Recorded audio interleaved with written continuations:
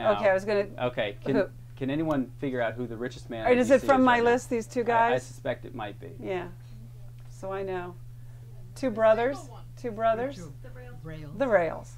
Yeah, Mitch and Steve Rails.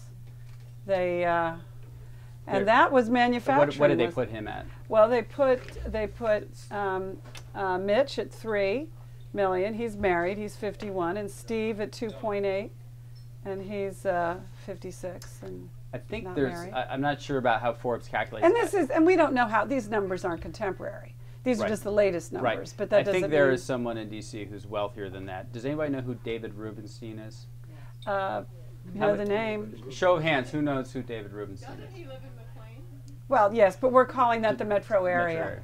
So Okay, David so Rubenstein. one or two people. David Rubenstein is the head of Carlyle Group, which is one of the largest private equity funds in the world, and he's again. He's at 2.5 billion. He's number 165 on. They've got him in Bethesda, Maryland. They've got the Marriotts at just 2 billion in Potomac. They've got Ted Lerner. Right. He's number 165. He's tied actually with Rubenstein. Okay. And he's 2.5 billion. And then in Virginia they have a fellow named William Conway, 2.5 billion. That seems to be a popular number in the Washington area.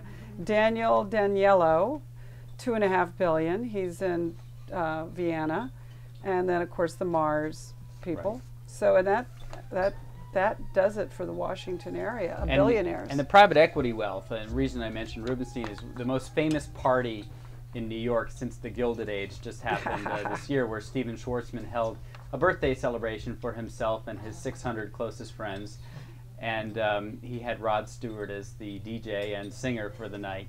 And this kind of excess consumption, this kind of where you take over an entire building in New York City, you shut down the streets, you bring in Rod Stewart, 600 people just for your birthday party, is really unprecedented. We haven't seen it since the last Gilded Age, and that's led many people to say that we are, in fact, in a second Gilded Age. But is it real? Is this money all real? Well, it certainly is real in the sense that these people's bank accounts have X billion dollars in them. The rich have used leverage, they have used debt like the rest of America, and if the economy falters, if financial markets remain as volatile as they are now, we'll have more examples like the guy in my book, Pete Musser, who went in a 6-month period from being worth $1 billion to now having a negative net worth of $15 million. And he's not young. No, right? he's not. He's in his late 70s, early 80s. His wife was young. Did she get the money, or was it just that she's doing fine? Let's say that. Yeah.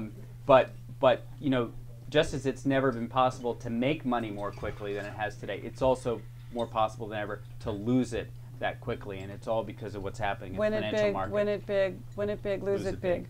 I did want you to tell me one thing though. What is the difference between private equity, a hedge fund, and venture capital? Because I hear these terms all the time, and I actually don't know the difference. Well, they're starting to morph into one another, but generally, so the lines are getting blurred. But generally speaking, venture capital are people that put money into a startup company when it's just at the idea phase or shortly after, and they say, it's Google or something, and say, we need a little money to start this product. So that's venture capital, is more like seed money. Private equity are firms, they raise money, usually from rich individuals or institutions. They then take that money, they buy underperforming companies that they then believe they can increase the value of those companies and then resell them. So they're like flippers. And then hedge funds are really just investment pools. They invest in all kinds of things. It could be private equity-like investments, it could be venture capital, but most often it's stocks. And so hedge funds are the guys in the stock market. Is one avenue more secure than another? I mean, is one more? I think was one more conservative than another. Conservative. Well, I mean, from the people who run them, their point of view, the hedge funds have certainly been the most lucrative. I mean, the top hedge fund managers today are making salaries of over $1 billion a year. Salaries. So these are people who it's not selling their company. This is their annual salary.